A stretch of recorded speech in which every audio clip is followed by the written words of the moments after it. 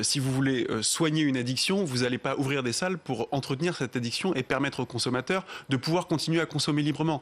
Donc nous sommes résolument contre les salles de shoot. C'est pourquoi nous avons proposé déjà il y a 3 ans le financement par la région. La région est disposée à financer le financement d'une ou plusieurs centres de désintoxication qui permettraient de sortir les toxicomanes de la rue, de ne pas les laisser en errance dans les territoires du nord-est parisien et en Seine-Saint-Denis, et de les prendre en charge avec une vraie démarche de sortie de sevrage, de sortie de la maladie, de sortie de l'addiction. Ça, ce serait une démarche toxicologique, contrainte, addictologique. Il y a deux volets. Il y a une grande majorité des toxicomanes qui sont conscients de leur maladie et qui ne demandent qu'une chose. D'ailleurs, ils l'ont demandé à Anne Hidalgo quand elle est venue mercredi dernier.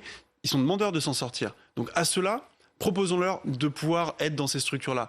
Et aux autres, et c'est le cas, s'ils sont un danger pour eux-mêmes, c'est le cas, et un danger pour autrui, ce qui est le cas également, la société doit pouvoir envisager la possibilité d'une injonction de soins, d'une hospitalisation d'office. Les textes de loi, ils existent déjà. Vous pensez qu'il y aura des évolutions concrètes ?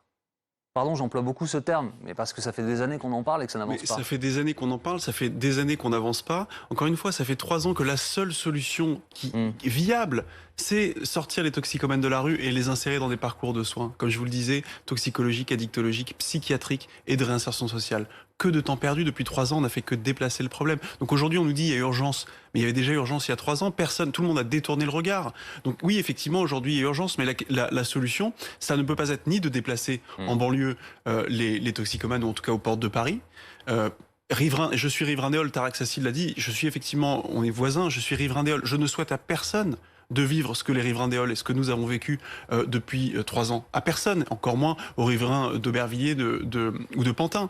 Donc les salles de shoot, aujourd'hui, ça ne peut pas être une solution dans la mesure où une salle de shoot est une salle de consommation. Et par définition, dans une salle de consommation, vous ne sortez pas de votre addiction.